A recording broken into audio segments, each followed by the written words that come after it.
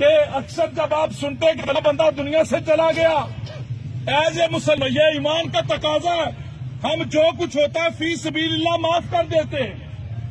اب لوگ کہتے ہیں چلو جی خدا کی رضا کے لیے معاف کیا، لیکن کبھی دنیا کے اندر بیٹھے ہوئے وہ مظلوم جب اس ظلم کو یاد کرتا ہے تو ادھر عذاب والے فرشتے اس کی ظالم کی قبر کے اندر آن پہنچتے ہیں اور اسے عذاب دینا شروع کر دیتے ہیں۔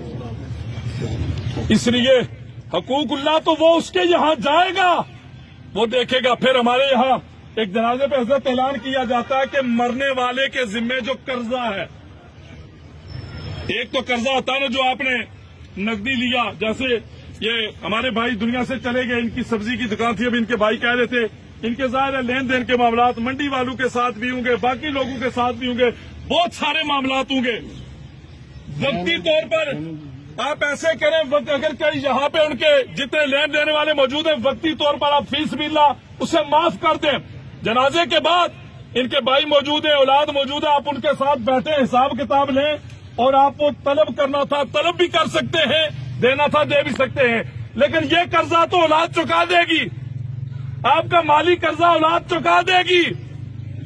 لیکن جس مظلوم پہ آپ ظلم کر کے چلے گئے، غور کریں وہ قرضہ کون چکائے گا؟ آپ کسی کی غیبت کر کے چلے گئے، وہ قرضہ کون چکائے گا؟ آپ کسی کا حق مار کے چلے گئے، وہ قرضہ کون چکائے گا؟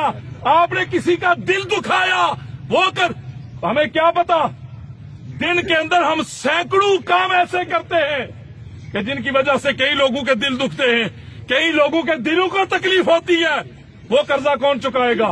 وہ قرضہ کون معاف فرمائے گا؟ وہ قرضہ کس سے معاف کروایا جائے گا؟ کسی کو پتا چلے گا تو کو معاف کروائے گا نا بھائی۔ اس لیے یہ بات یاد رکھیے، یہ برزخ کے معاملات اللہ پاک کرم فرمائے، میرے کریم نے فرمایا پناہ مانگو اس سے، پناہ مانگو۔ بڑے عجیب معاملات ہوتے ہیں میرے کریم، یہ عام قبر ہوتی ہے، چاہے کوئی بڑا لین لاف تھا، کوئی پیر تھا، کوئی فقیر تھا، کوئی شاہ تھا، کوئی گدا تھا، کوئی اعلیٰ زندگی گزارنے والا تھا۔ آپ نے دیکھا ہوگا جب دنیا سے جاتا تو کانا ناپا جاتا ہے، یہی بات ہے نا بھائی۔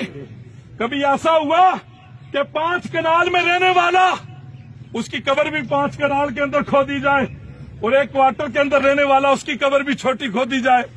نہیں، وہ کوئی بڑا تھا یا چھوٹا تھا، کانا ناپا جاتا ہے۔ 4 انگلی سر والی سائڈ سے، 4 پیر والی سائڈ سے 2.5 فٹ اس کی گہرائی ہوتی ہے۔